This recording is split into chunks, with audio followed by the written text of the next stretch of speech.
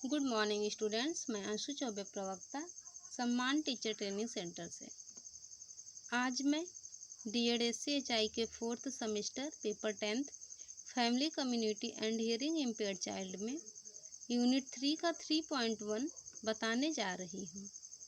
आज का टॉपिक है involvement and empowerment of families, परिवार की सहभागिता और सशक्तिकरण। इसके अंतर्गत है 3.1 स्कोप एंड नीड, क्षेत्र एवं आवश्यकता। परिवार की सहभागिता और सशक्तिकरण के क्षेत्र एवं आवश्यकता। निःशक्त बच्चों के लिए परिवार किस प्रकार से भूमिकाएं निभाता है, किस प्रकार से सहयोग करता है, आज हम उस पर चर्चा करेंगे। परिवार का अर्थ बच्चे चाहे वह निःशक्त हो या सामान्य हो, लेकिन उनकी आंखें पहले परिवार में ही खुलती है, वहीं उनका पालन पोषण होता है। गर्भकाल से ही माँ अपने बच्चे का पालन पोषण शुरू कर देती है।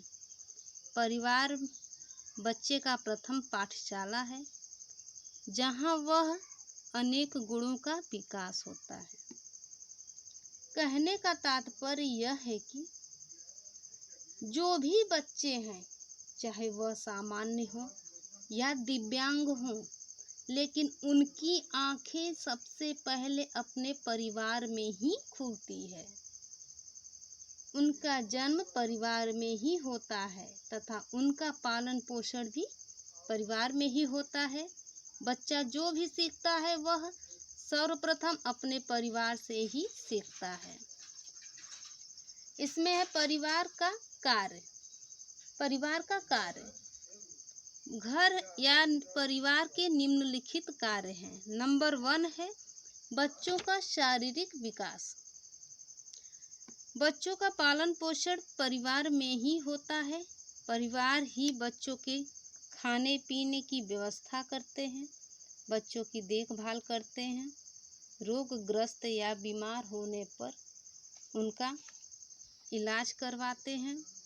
बच्चे अपने परिवार के सदस्यों का अनुकरण करके सभी प्रकार के कार्य को सीखते हैं, जैसे समय पर उठना, खड़े होना, चलना आदि।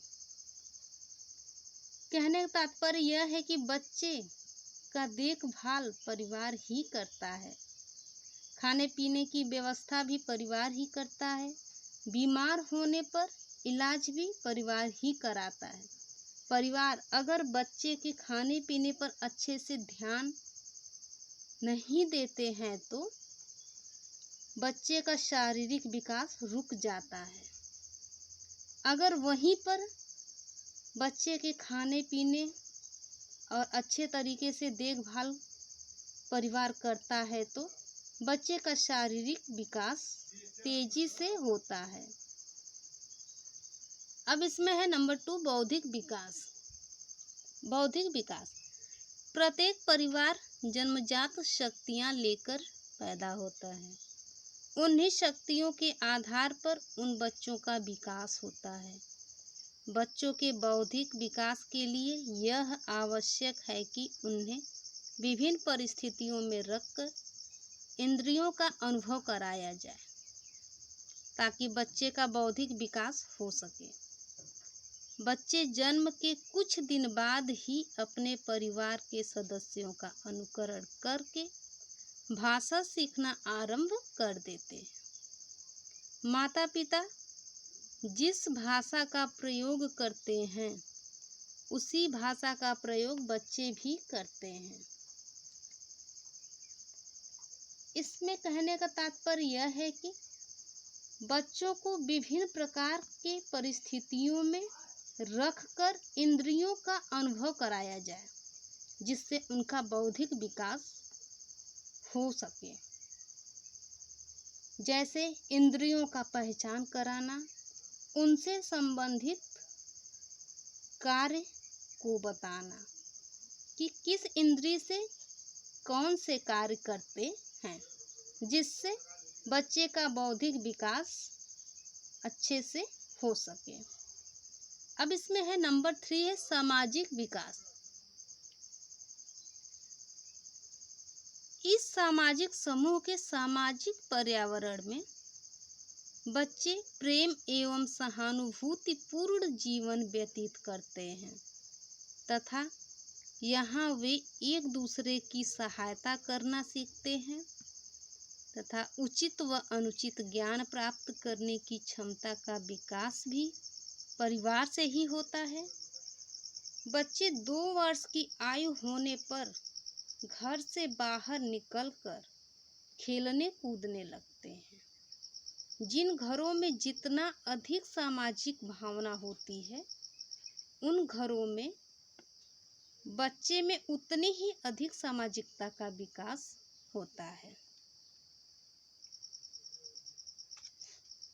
इसमें कहने का तात्पर्य यह है कि जिन घरों में जितना अधिक सामाजिकता का विकास होता है, बच्चे का भी उतना ही अधिक सामाजिकता का विकास होता है।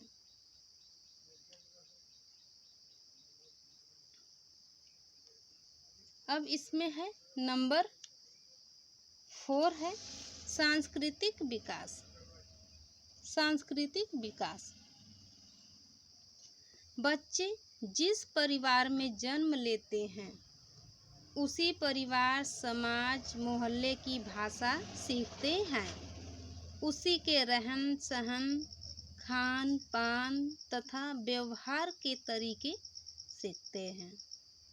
परिवार में ही बच्चों की रुचियों तथा पसंदों का विकास भी होता है। इसमें कहने का तात्पर्य यह है कि बच्चे के माता पिता जिस समाज मोहल्ले की भाषा का प्रयोग करते हैं, बच्चे भी उसी भाषा का प्रयोग करते हैं। उसी समाज के सांस्कृतिक का बच्चों के अंदर विकास होता है। अब इसमें है परिवार का दायित्व। सभी अभिभावक यह चाहते हैं कि उनके बच्चे को उनके संगी साथियों, दोस्तों का स्नेह मिले। एक असमर्थ बच्चे के जीवन में अनेक प्रकार की मुसीबतों का सामना करता है। वह दिन प्रतिदिन अंतर्मुखी होता जाता है तथा समाज से पूरी तरह दूरी बनाने लगता है। सामाजिक कार्यों में उसे कोई रुचि नहीं होती है। इसके संदर्भ में अभिभावक को निम्नलिखित बातों पर ध्यान देना चाहिए। अभिभावक को अपने बच्चों को दोस्त बनाने, अपने संगी साथियों एवं पड़ोसियों से मेल जोल बढ़ाने में मदद करनी चाहिए, जिससे बच्चे अच्छे से दोस्ती को आगे बढ़ा सकें। स्कूलों एवं शिक्षकों का यह कर्तव्य है कि वह प्रत्येक बच्चों के अधिगम स्तर को बढ़ावा दे, प्रोत्साहन दे, ताकि बच्चे अधिगम में रुचि लें। अभिभावक अपने बच्चों के बारे में लक्ष्य निर्धारित करते समय वह उसके भविष्य की योजना बनाने की दृष्टि से बच्चों के शिक्षकों आदि से निरंतर संपर्क में रहना चाहिए। कभी कभी बच्चे के भविष्य के बारे में योजना बनाते समय दूसरों से विचार विमर्श करने में संकोच नहीं करना चाहिए।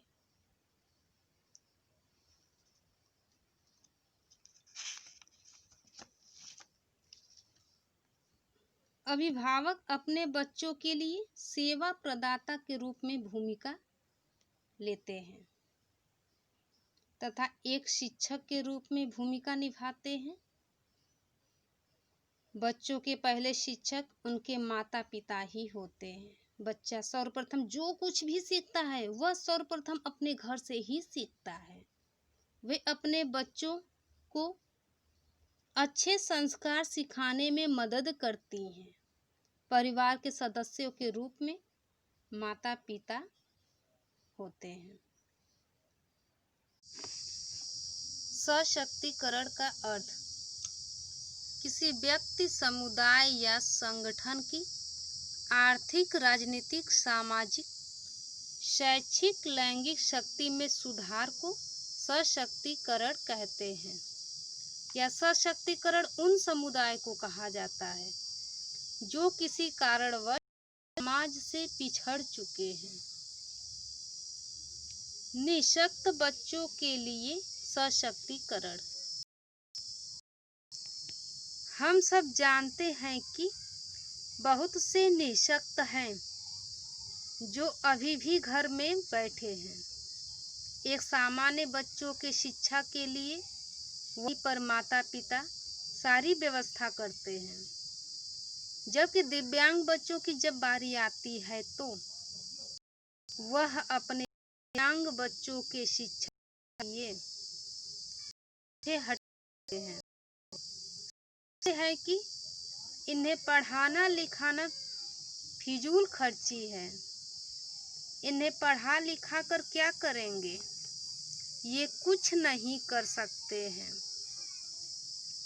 एक सामान्य बच्चों के लिए गाड़ी, यूनिफॉर्म, जूता, कॉपी, किताब सब कुछ व्यवस्था करते हैं, जबकि एक दिव्यांग बच्चों के लिए उनके माता पिता सोचते हैं कि दिव्यांग बच्चों के लिए गाड़ी की सुविधा हो, गाड़ी का किराया न देना पड़े, सारी व्यवस्था सरकार और विद्यालय द्वारा लाभ प्राप्त हो। एक माता पिता अपने ही घर में कितना भेदभाव करते हैं। पहले महिलाओं के साथ भी होता था कि वे सिर्फ घर के काम काज करती थी, लेकिन आज महिलाएं शिक्षा के क्षेत्र में अच्छी भागीदारी निभा रही हैं। उम्मीद है कि कल इन दिव्यांग बच्चों का सशक्तिकरण किया जाएगा तो ये भी समाज के मुख्य धारा से जुड़ सकते हैं। दिव्यांगजनों ने अपने प्रतिभा का लोहा बनाया है। भारत के अंदर आप देखेंगे कि अष्टवक्र नाम के एक ऋषि थे। उनका पूरा शरीर ऐसा टेढ़ा मेढ़ा था कि आँख यानी पूरे शरीर इतना टेढ़ा मेढ़ा था कि अष्टवक्र न गर्दन सीधी, न हाथ पांव सीधी, न आँखें सीधी, न मुंह सीधा, फिर शरीर टेढ़ा मेढ़ा था। पूरा शरीर टेढ़ा मेढ़ा था, लेकिन उनको दिव्य प्रतिभा एक महान ऋषि के रूप में प्रसिद्ध कर दी। ऐसे ही अपने मध्यकाल के भक्त काल में सूरदास जी का नाम सुना होगा। जन्म से वह अंधे थे, लेकिन भगवान श्री कृष्ण के भक्ति में उनके द्वारा रचे गए पद सैकड़ों वर्षों के बाद भी समाज के एक नए हिस्से दे रहे हैं। इन बच्चों में दिव्य प्रतिभा है, इसलिए दिव्य प्रतिभा का लाभ दिव्यांग बच्चों को देना चाहिए और इस दृष्टि से केंद्र एवं प्रदेश सरकार निरंतर इस पर कार्य को आगे बढ़ा रही है।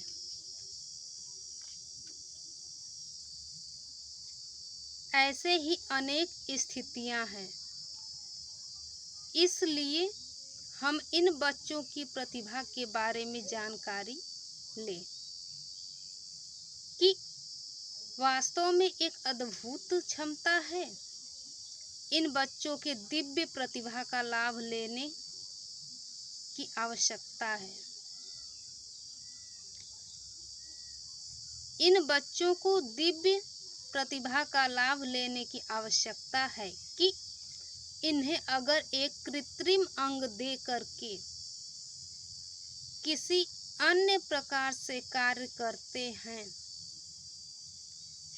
तो ये भी बच्चे आगे चलकर कुछ कर सकते हैं, समाज की मुख्य धारा से जुड़ सकते हैं, आत्मनिर्भर बन सकते हैं, अपना खुद से जीवन यापन कर सकते हैं।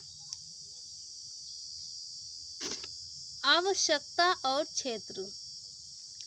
बच्चे के विकास में अभिभावक अपनी महत्वपूर्ण भूमिका अदा करते हैं।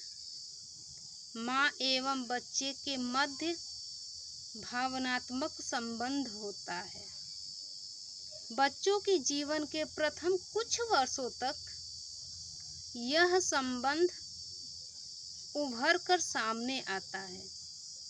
इस संबंध के कारण बच्चे के लालन पालन में सहायता मिलती है।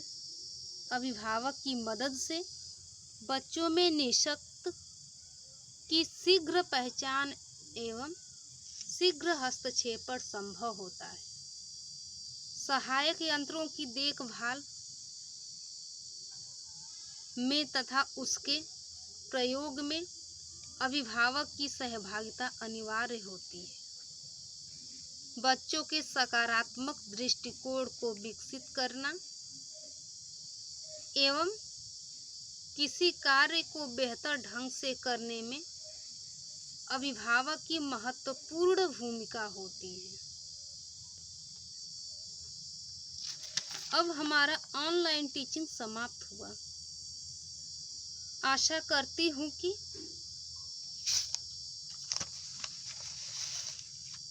अभी तक आप लोगों को जितना मैं बताई हूँ 3.1 के संदर्भ में आप सभी लोगों को अच्छे से समझ में आ गया होगा। अब इसको आप लोग ध्यान से पढ़िए, समझिए और इसके तहत हमने कुछ प्रश्न तैयार किए हैं, उन प्रश्नों को भी आप लोग देख लीजिए।